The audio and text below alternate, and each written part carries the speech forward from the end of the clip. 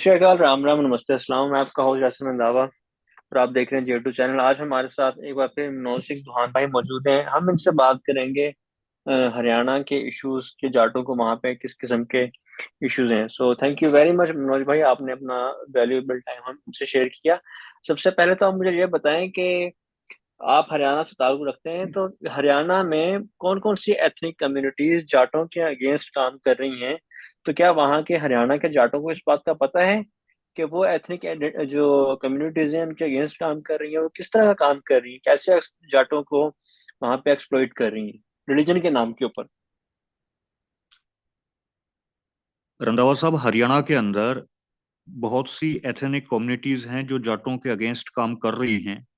और खासकर एक कम्युनिटी तो आप ये समझे कि जो 1947 में पाकिस्तान से आए थे जो लोग, जो जो हम कह सकते हैं कि वे शहरी हिंदू थे, जिन्हें सर छोटू राम जी शहरी हिंदू कहा करते थे।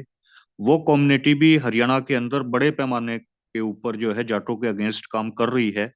2016 में, फरवरी 2016 में जब हरियाणा में जाट रिजर्वेशन मूवमेंट चला था, तो इसी शहरी हिंदू कम्युनिटी ने जो है वो जाटों के खिलाफ 35 वर्सेस 1, माने 35 बिरादरी, 35 बिरादरी एक तरफ और एक बिरादरी माने जाट एक तरफ। क्योंकि हरियाणा के अंदर 36 बिरादरी का कंसेप्ट है। हम लोग ये मानते हैं कि पूरे नॉर्थ इंडिया के अंदर जो है वो 36 बिरादरी काम करती हैं। तो जाटों को जो है 35 वर्सेस 1 का यहाँ नारा बुलंद करके इन लोगों ने सेग्रीगेट करने की कोशिश की थी। और ये बात भी सही है कि जाट भी इस बात को समझते हैं कि ये लोग हमारे अगेंस्ट हैं। लेकिन जाट जो है वो चूंकि मेजोरिटी में है, माने इनकी तादाद ज्यादा है, इस वजह से जिस कौम की तादाद ज्यादा होती है वो कभी भी जो है वो संगठन बना के, ऑर्गेनाइजेशन बना के काम नहीं करता। तो जिस वजह से जाट जो है वो ऑर्गेनाइज्ड होके प्रॉपर वे में काम नहीं कर पा रहे हैं। और जो छोटी कम्युनिटीज हैं वो हरियाणा के में जाटों पे हुकूमत कर रही हैं। क्या वहाँ पे जो जाट हैं, जो जाट कम्युनिटीज हैं, क्या उनको पता है कि उनके पॉलिटिकल या सोशल या इकोनॉमिक इश्यूज क्या क्या हैं? क्या वो अपने इश्यूज से अवेयर हैं या नहीं है? नहीं, वो अवेयर हैं अपने इश्यूज से, लेकिन अ, अब बात यह है भाई साहब कि हरियाणा के अंदर अब जाटों की कोई ऐसी पॉलिटिकल पार्टी नहीं है कि जो मतलब रूल कर सके। जैसे हरियाणा के अंदर चौधरी देवीलाल जी की या उनके बेटे चौधरी ओम प्रकाश चौटाला जी की पार्टी INLD थी, इंडियन नेशनल लोकदल। लेकिन लास्ट विधानसभा इलेक्शन में, असेंबली इलेक्शन में इस पार्टी के भी दो फाड़ हो गए, जिसमें जो है चौधरी ओम प्रकाश चौटाला जी के जो ग्रैंडसन है दुष्यंत, उसने अलग पार्टी बना ली और अलग पार्टी बना के बाद में जितनी उसकी सीटें आई वो बीजेपी की गोदी में जा बैठा और आज वो हरियाणा का डिप्टी CM है। तो आज के दिन जो है नॉर्थ इंडिया के अंदर एक बहुत बड़ा वैक्यूम है कि कोई जाट बेस्ड पार्टी खड़ी हो यहाँ पर।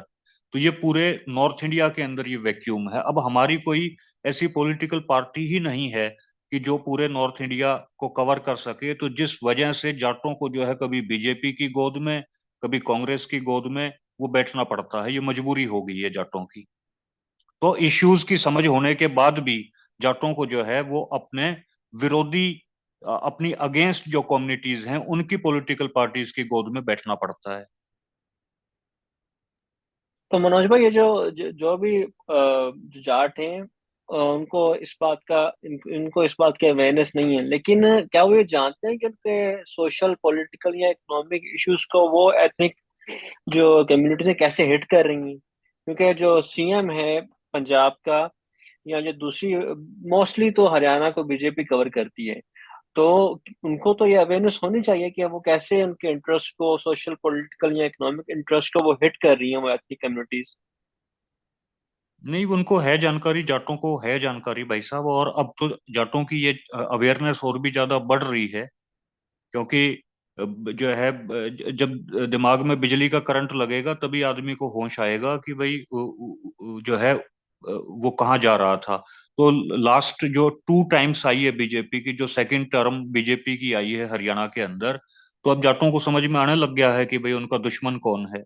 लेकिन बात यह है कि कोई एक ऐसी पॉलिटिकल पार्टी नहीं एग्जिस्ट करती पूरे नॉर्थ इंडिया के अंदर जो जाट बेस्ड पॉलिटिकल पार्टी हो। जैसे बिफोर 1947 जो है पंजाब के अंदर, यूनाइटेड पंजाब में national Punjab unionist party exist करती थी, जो जाटों को, रांगड़ों को, एग्रीकल्चरिस्ट ट्राइब्स को बेस बनाकर काम कर रही थी। तो उस पॉलिटिकल पार्टी का वैक्यूम है पूरे नॉर्थ इंडिया के अंदर भाई साहब। मनोज भाई, कोई ऐसी एग्जांपल दे सकते हैं कि जैसे फॉर एग्जांपल अगर देखें सोशल कैसे वो जो कम्युनिटीज हैं कैसे वो सोशल इश्यूज को हिट कर रही हैं, कैसे वो इकोनॉमिकल इश्यूज को हिट कर रही हैं, या कैसे वो पॉलिटिकल इश्यूज को हिट कर रही हैं। फॉर एग्जांपल जो जो बिजनेस है वो किसके पास है, क्या ऐसी कोई मिसाल आप दे सकते हैं, कोई एग्जांपल ऐसे दे सकते हैं कि क्या जाटों की एथनिक आइडेंटिटी वहाँ पे महफूज नहीं है, सेफ नहीं है, सोशल इश्यूज को किस तरह टेकल किया जा रहा है। और कोई भी ऐसी एग्जांपल आप बता के क्लियर करें कि किस तरह वो जो कम्युनिटीज यहाँ से हिंदू कम्युनिटी जिसको आप कह रहे हैं कि वो आए थे उस वक्त पार्टीशन में, वो किस तरह बेसिकली हिट कर रहे हैं जाटों के इन इश्यूज को। भाई साहब वो इस तरह हिट कर रहे हैं, देखो जैसे हरियाणा के अंदर अब इंडस्ट्रियलाइजेशन ऑफ हरियाणा बहुत बड़े पैमाने पर चल रहा है। तो एनसीआर का जो इलाका है, नेशनल कैपिटल रीजन, जिसके अंदर है क्या कि दिल्ली जो है उसके अंदर पहले फैक्ट्रियां थी, लेकिन अब दिल्ली की जो फैक्ट्रियां हैं, फैक्ट्रीज जो हैं, वो अब जो है फैल रही हैं चारों तरफ। तो उनका जो है विस्तार हो रहा है। तो वो दिल्ली की फैक्ट्रीज जो हैं, चूंकि वो बढ़ रही हैं, तो वो हरियाणा के अंदर बढ़ रही हैं, क्योंकि हरियाणा दिल्ली को तीन तरफ से घेरता है। तो हरियाणा का जो एरिया दिल्ली को घेरता है तीन तरफ से, उसको एनसीआर डिक्लेयर कर दिया गया है, नेशनल कैपिटल रीजन। इसके अंदर जो फैक्ट्रीज आ रही हैं वो पूरे हरियाणा की डेमोग्राफी को बदल रही हैं। जैसे फरीदाबाद की डेमोग्राफी बदल रही है, बहादुरगढ़ की डेमोग्राफी बदल रही है, सोनीपत की डेमोग्राफी बदल रही है। तो डेमोग्राफी यूं बदल रही है कि जो अदर स्टेट के लोग हैं, जैसे बिहार के हैं, या ईस्ट यूपी के हैं, या जो है मध्य प्रदेश के हैं, इवन रोहिंग्या जो मुस्लिम हैं, जो बांग्लादेश के हैं, उनको बड़े पैमाने के ऊपर उन एरियाज में बसाया जा रहा है जो जाट डोमिनेटेड एरियाज हैं, फैक्ट्रीज के नाम पर। तो और यहाँ जो है हरियाणा के अंदर ये भी एक कानून बना दिया गया है कि पहले जो बंदा 15 सालों से हरियाणा के अंदर रह रहा था, जो बाशिंदा हरियाणा के अंदर 15 ईयर्स से रह रहा था, उसी को डोमिसाइल दिया जाता था। लेकिन अब हरियाणा गवर्नमेंट ने ये कर दिया कि जो 4 साल से हरियाणा में रह रहा होगा उसको भी डोमिसाइल दे दिया जाएगा, माने उसको भी हरियाणा की सिटीजनशिप, हरियाणा की नागरिकता और हरियाणा में वोट डालने का अधिकार दे दिया जाएगा। तो सबसे बड़ा चैलेंज तो हमारे सामने ये है कि हरियाणा की डेमोग्राफी बदल रही है। सेकंड, जो इश्यूज हैं, जो नॉन इश्यूज हैं, जैसे हरियाणा को पंजाब से लड़वाने के लिए, जैसे ये कभी एसवाईएल का इश्यू उठा देते हैं कि भाई पंजाब हरियाणा को पानी नहीं दे रहा, कभी चंडीगढ़ का इश्यू उठा देते हैं। माने हरियाणा चूंकि जाट डोमिनेटेड जो है वो एक स्टेट है, तो उसको पंजाब से लड़वाने की भी हमेशा हुक्मरानों की, सियासतदानों की कोशिश रहती है। तो इस अच्छा, सेकंड, हरियाणा के अंदर जो नौकरियां हैं, एम्प्लॉयमेंट है, उसके अंदर भी आज जो है जाटों को जो रिप्रेजेंटेशन है वो बहुत कम कर दिया गया है।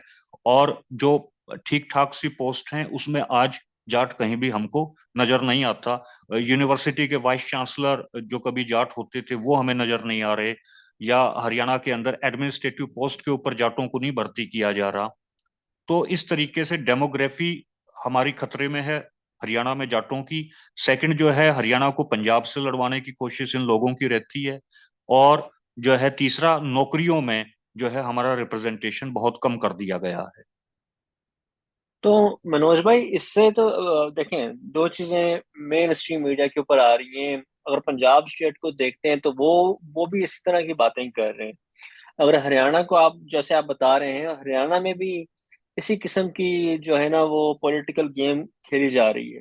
बाकी स्टेट्स में क्या लोग शिफ्ट किए जाते हैं? ये जैसे हरियाणा पंजाब दोनों मेन डोमिनेटिंग स्टेट्स हैं जाटों की, और शुरू से ये साथ रहे हैं और भाई भाई हैं हमेशा से।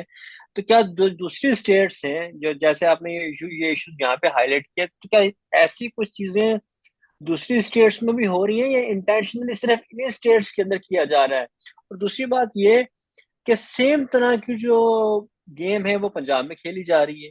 तो बेसिकली ये दोनों स्टेट्स डायरेक्टली या इनडायरेक्टली एक ही डिजीज से सफर कर रहे हैं, लेकिन इन चीजों का इनको शायद मेरे ख्याल से नॉलेज नहीं है कि आपको ये डिफरेंट डिफरेंट तरीकों से घेर रहे हैं और डिफरेंट डिफरेंट तरीकों से आपके ऊपर जो है ना वो रूल्स अप्लाई कर रहे हैं। तो क्या दूसरे स्टेट्स में भी इस तरह की कोई गेम हो रही है या नहीं? नहीं, दूसरी स्टेट्स में भी इस तरीके की गेम हो रही है भाई साहब। जैसे पूरी मुंबई का, बम्बई का करेक्टर बदल दिया है। वहां की जो मराठा जो कम्युनिटी है, उसकी डेमोग्राफी को बदल दिया गया है, क्योंकि वहां भी जो है अदर स्टेट्स के लोग काफी महाराष्ट्र में चले गए हैं। तो अदर स्टेट्स में भी है ये दिक्कत, क्योंकि जहां मार्शल ट्राइब्स होंगी, जहां मार्शल कम्युनिटी होगी, उसकी डेमोग्राफी को इंडियन स्टेट जरूर बदलने के लिए जो है काम करती है। लेकिन हरियाणा पंजाब के ऊपर तो जो है इंटेंशनली बहुत ज्यादा डेमोग्राफी को बदलने का काम जो है वो किया जा रहा है। और हरियाणा के लोग अदर स्टेट्स में नहीं जाते, ना पंजाब के लोग अदर स्टेट्स में नहीं जाते, बहुत कम जाते हैं। हमारे लोग जो है वो विदेशों में, फॉरेन कंट्रीज में ज्यादा जाना प्रीफर करते हैं। तो हमारे लोग तो जा रहे हैं फॉरेन कंट्रीज में। और अब तो हुआ क्या है कि गवर्नमेंट ने जो आर्मी की जो पॉलिसी थी, कि पहले तो जो आर्मी में भर्ती होता था वो मतलब ताउम्र के लिए भर्ती होता था, पूरी उम्र के लिए वो आर्मी में भर्ती होता था। माने उसकी जो एज थी रिटायरमेंट की, वो 20-25 साल आर्मी में नौकरी करता था। बाद में उसको जो है वो पेंशन भी उसकी होती थी, और बाहर आने के बाद उसको अदर गवर्नमेंट जॉब्स में भी प्रेफरेंस दी जाती थी। लेकिन अभी गवर्नमेंट की पॉलिसी ये आई है कि आर्मी में जो भर्ती होंगी वो केवल अग्निवीर योजना के तहत, वो केवल 4 साल के लिए आर्मी में भर्ती होगा। और जो है इस वजह से हमारे लोगों का जो रुझान था हरियाणा पंजाब का, वो आर्मी में जाने से अब वो नहीं रहा रुझान। अब वो आर्मी में जाना पसंद नहीं करते, बल्कि अब वो ये सोचते हैं यार अपनी जमीन को बेच दो या जमीन को गिरवी रख दो और विदेशों में चले जाओ। तो हमारे ऊपर ये डबल मार हो रही है कि हमारे लोग एक तो ज्यादा विदेशों में जाना प्रीफर कर रहे हैं, और फिर दूसरा बाहर के लोगों को हरियाणा के अंदर बसाया जा रहा है, या पंजाब तो में बसाया जा रहा है।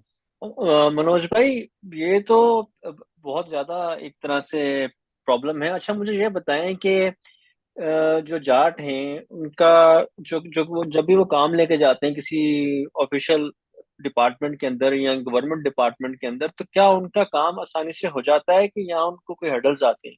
और अगर हर्डल्स आते हैं तो इसका मतलब तो ये है कि वो फंडामेंटल राइट्स भी इनको नहीं दिए जा रहे। मैं दोनों स्टेट्स, अब आपने बात किया कि ये दोनों स्टेट्स को इसी तरह से घेर रहे हैं और इसी तरह से इनके ऊपर वो खेल रहे हैं, तो पर्टिकुलरली हरियाणा के लोगों की मैं बात कर रहा हूँ। फिर मैं साथ साथ आप मुझे थोड़ा सा पंजाब का भी बता दें कि ये अगर ऐसी कोई गेम है, तो क्या जब वो अपने जाट लोग जाते हैं ऑफिस के अंदर, गवर्नमेंट ऑफिस के अंदर, तो क्या उनका काम आसानी से हो जाता है या उनको प्रॉब्लम आते हैं वहां पे?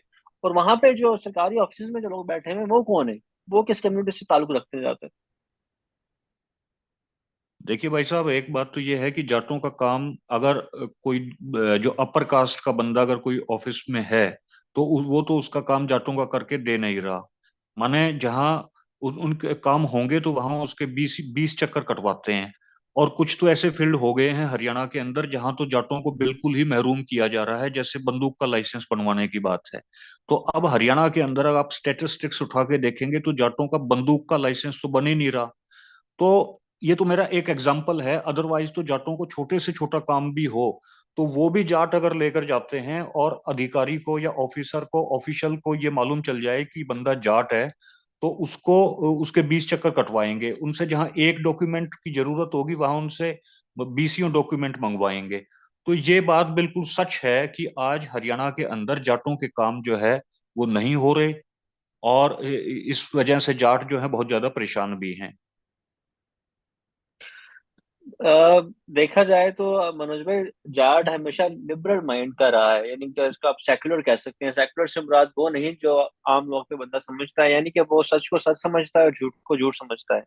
वो समझता है कि जो रियलिटी है उसका साथ दिया जाए, और वो हमेशा स्टैंड करता है बुराई के अगेंस्ट, चाहे वो कितना बड़ा भी उसको कॉस्ट उसका भुगतना पड़ जाए, लेकिन वो हमेशा सच्चाई के साथ खड़ा होता है।